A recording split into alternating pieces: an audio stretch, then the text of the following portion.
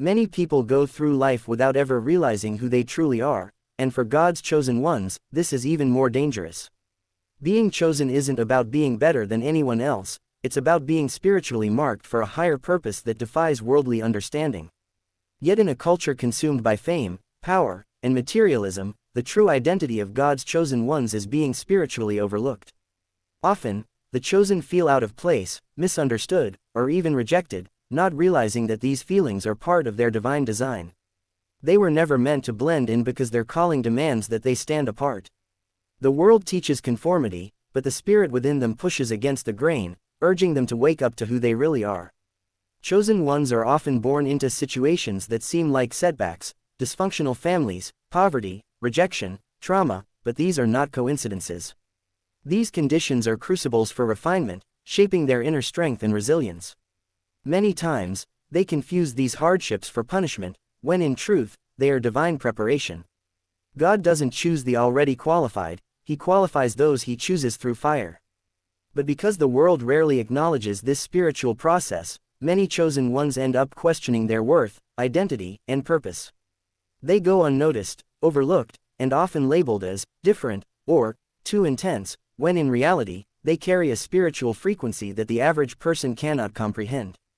This oversight causes a disconnect, not just from others, but from themselves. They begin to believe the lies spoken over them by family, friends, and society.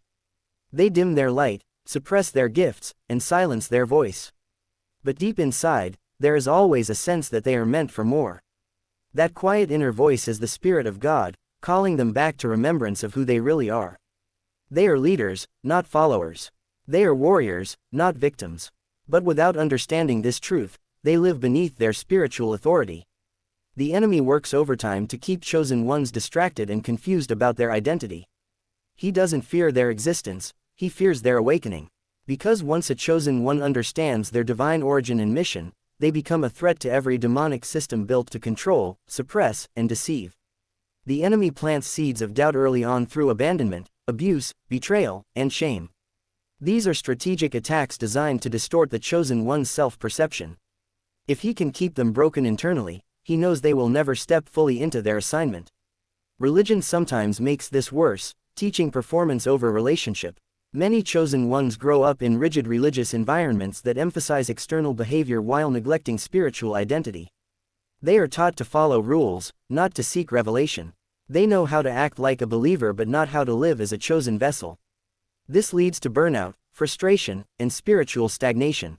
They start to believe that something is wrong with them because they don't fit into traditional molds. But the truth is, they were never meant to. Their path is prophetic. Their journey is set apart. They are being called to disrupt systems, not submit to them. But this kind of awakening doesn't happen in comfort. It happens in isolation, in silence, in pain. It happens when everything around them starts to crumble, not as punishment, but as purification.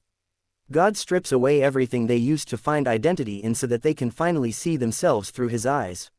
No titles, no followers, no validation, just the raw, refined version of who they were always meant to be. That version doesn't need to prove anything. That version carries power, purpose, and clarity. That version can't be manipulated, because they've been through too much to fall for lies again. The world will always try to define people by external success, but God defines His chosen ones by obedience and surrender. It's not about how loud their voice is, it's about how aligned their heart is. Many of them are hidden on purpose, not because they're unworthy, but because they're being prepared. Public exposure without private refinement leads to destruction. So God hides them, heals them, trains them.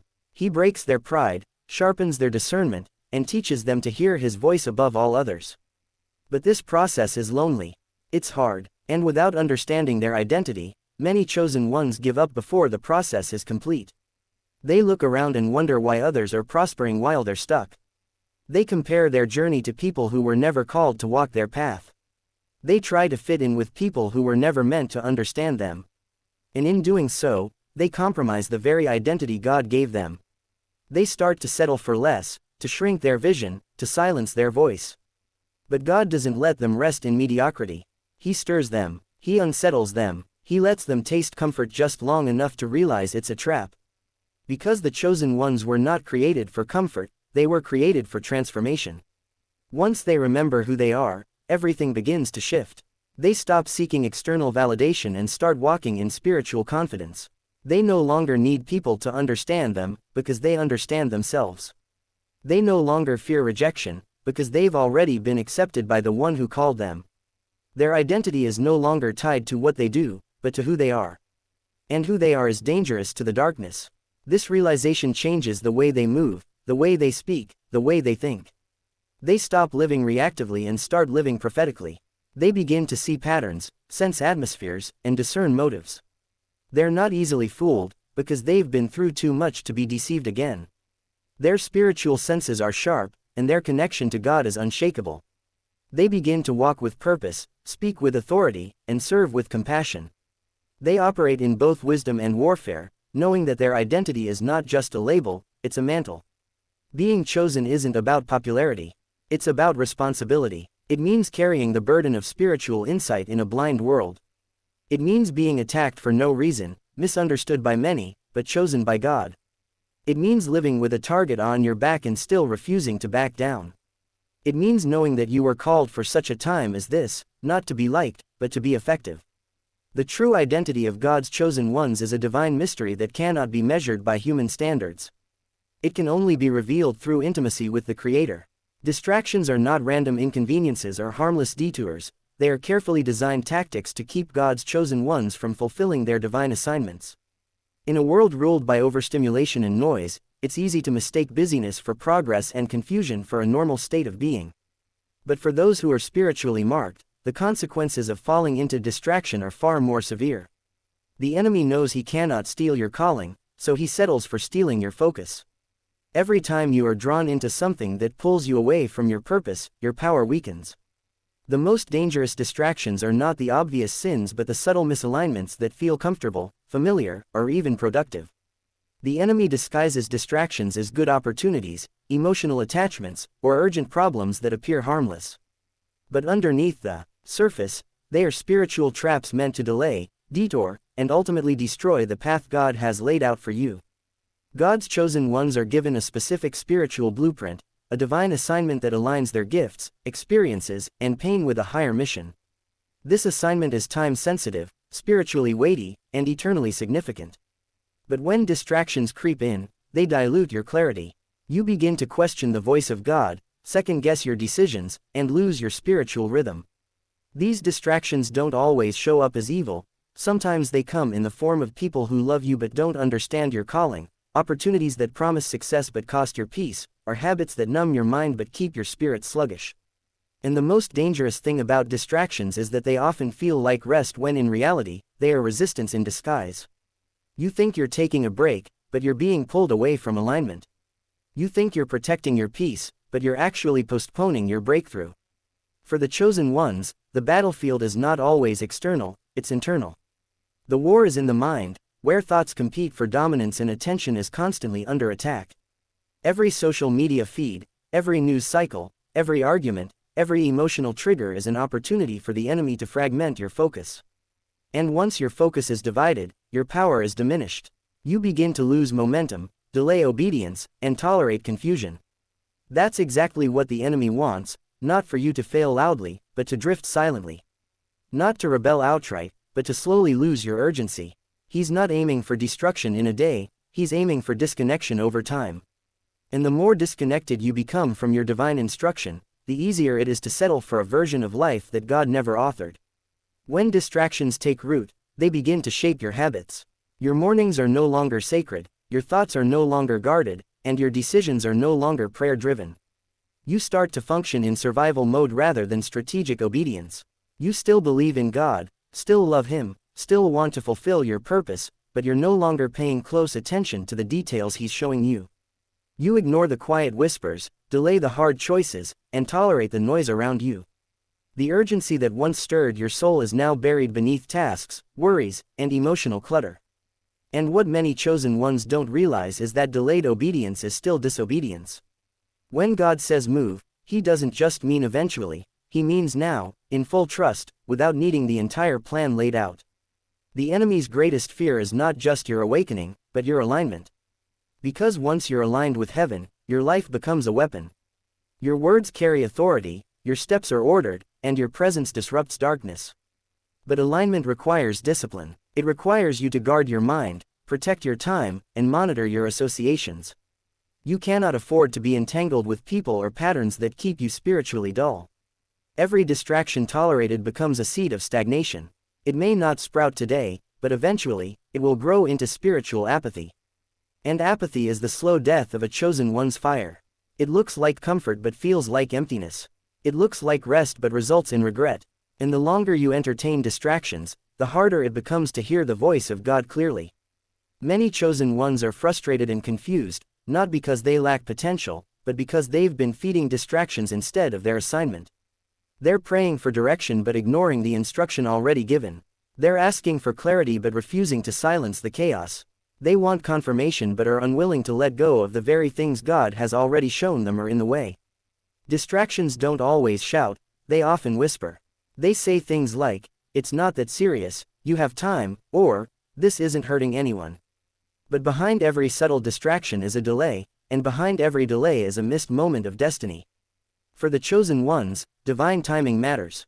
There are windows of opportunity that don't reopen. There are people you're meant to impact, decisions you're meant to make, and places you're meant to go that all hinge on your ability to stay focused and obedient in real time. To recognize a distraction, you must first be sensitive to the shift in your spirit. Distractions don't just drain your time, they drain your energy, your creativity, your prayer life. They leave you spiritually dehydrated, unable to dream clearly or discern deeply. The longer you entertain them, the more you begin to question your calling.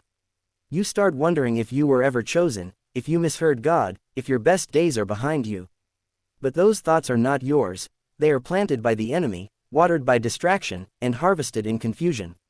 And confusion is the breeding ground for compromise. Once you compromise on your focus, you compromise on your faith. And when your faith is weakened, your vision blurs. You can no longer see what God is doing, and in the absence of vision, you settle for what is visible. But the visible is often a counterfeit, a distraction dressed in opportunity. Chosen ones must learn to discern not just good from evil, but divine from distraction. Just because something is permissible doesn't mean it's profitable. Just because a door is open doesn't mean it's God. The enemy knows how to open doors too. He knows how to send relationships that mimic divine connections but carry hidden agendas. He knows how to present promotions that look like blessings but come with spiritual compromise. He knows how to package distraction in a way that feels like destiny. And if you're not deeply rooted in your spiritual identity, you'll fall for it every time. You'll chase what looks good and forfeit what is God. You'll pursue comfort and lose your calling. You'll settle for convenience and miss the covenant. There's a reason why so many chosen ones feel stuck, tired, uninspired, or overwhelmed. It's not because they lack purpose, it's because they're being pulled in too many directions. Their soul is fragmented, their focus divided, their spirit burdened. They're trying to pour from an empty cup while carrying assignments that require full obedience. You can't complete a divine mission while entertaining earthly distractions. You can't walk in spiritual power while clinging to carnal attachments. You can't hear God clearly when your mind is full of noise. And you can't fulfill your purpose while constantly responding to what's urgent instead of what's important. Recognizing what truly matters is the key that unlocks everything God has placed within His chosen ones. In a world built to prioritize the temporary, the external, and the superficial, it becomes dangerously easy to misplace your focus and live by standards that have no eternal weight. Chosen ones are not called to follow the crowd, they are called to lead in spiritual awareness, discernment, and divine purpose. But when the line between what seems important and what actually matters is blurred, they begin to expend energy on things that don't nourish their soul or align with their calling. They chase approval, achievements, and security, all while their spirit quietly grows weary from neglect. The heart of a chosen one knows what matters, but the mind, conditioned by the world's values, can get distracted. The result is a person who is spiritually rich but emotionally and mentally caught in cycles of confusion, doubt, and exhaustion. Many chosen ones are exhausted not because they are doing too little, but because they are doing too much of what doesn't matter. They're investing in relationships that God already told them to release, spending hours on tasks that have no eternal value, and prioritizing comfort over character. They are overwhelmed by choices, consumed by comparison, and distracted by the illusion of progress. They think they're moving forward, but in reality, they're running in circles. The root of this cycle lies in the inability to recognize what truly matters. And what matters is never what the world says it is. What matters is not how popular you are, how many people follow you, how much money you make, or how perfect your life looks from the outside. What matters is your obedience to the voice of God, your alignment with His purpose, and your willingness to sacrifice what is good for what is divine. Chosen ones carry weight in the spirit realm. Their obedience unlocks blessings not only for themselves but for entire generations. Their silence can delay breakthroughs for people connected to their voice. Their presence is strategic. Their movement is prophetic. But when they are unaware of what truly matters, they become vulnerable to spiritual manipulation. They start to trade their power for peace, their identity for inclusion, their time for trivial pursuits. The danger isn't in being busy, it's in being busy doing the wrong things. When you prioritize what matters, you walk in authority. When you don't, you walk in confusion. God never designed your life to be filled with constant noise and emptiness. He designed it to be purposeful, disciplined, and rooted in truth. When chosen ones begin to align their life with what truly matters, everything changes. Their mindset shifts from reaction to intention. They stop responding to every voice and start listening to the one voice that matters, God's. They stop moving out of fear and start moving with clarity. Recognizing what matters leads to spiritual maturity. It causes you to examine your heart, your priorities, your decisions. It forces you to ask hard questions. Who are you trying to please? What are you really pursuing? Why are you tolerating things that drain you? What fruit is being produced from your daily actions? These questions reveal the difference between a life that looks full and a life that is actually fulfilled. Many chosen ones are at a crossroads, sensing that what used to satisfy them no longer does. They are feeling a divine discontent, a spiritual itch they can't scratch. That discomfort is not punishment, it's a wake-up call. It's the Holy Spirit urging them to look deeper, to stop settling for surface-level goals and shallow distractions. It's God saying, you're missing what matters most. And what matters is not always loud or flashy. Sometimes what matters is quiet time with God, consistent discipline, pruning toxic habits, or simply saying no to things that seem good but are not God-ordained. Sometimes what matters is rest. Sometimes what matters is confrontation. Sometimes what matters is letting go of what you thought your life would be and embracing what God is shaping it into. You begin to realize that peace is more valuable than popularity. Purpose is more important than performance. Impact is better than influence. What God says about you outweighs every opinion spoken over you. What matters most becomes clearer the more time you spend in His presence. In that sacred space, your vision sharpens, your courage strengthens, your heart softens. You no longer chase validation because you already have it. You no longer compete with others because you know your lane. You no longer fear the unknown because you trust the one who holds your future. When you walk in the awareness of what matters, you stop playing small. You stop minimizing your value, downplaying your gifts, and shrinking your presence. You stand tall, not in pride, but in purpose. You speak with conviction, live with integrity, and move with spiritual accuracy. What matters most is not what you build with your hands but what you carry in your heart.